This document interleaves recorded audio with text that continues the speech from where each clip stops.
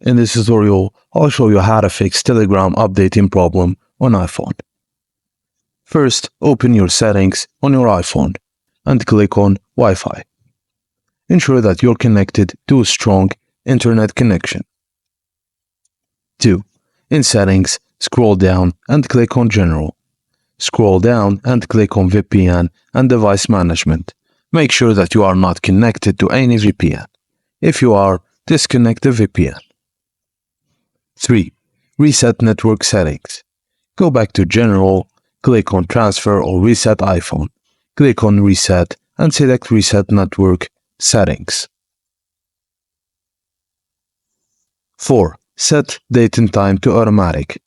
Open Settings again, click on General and then click on Date and Time.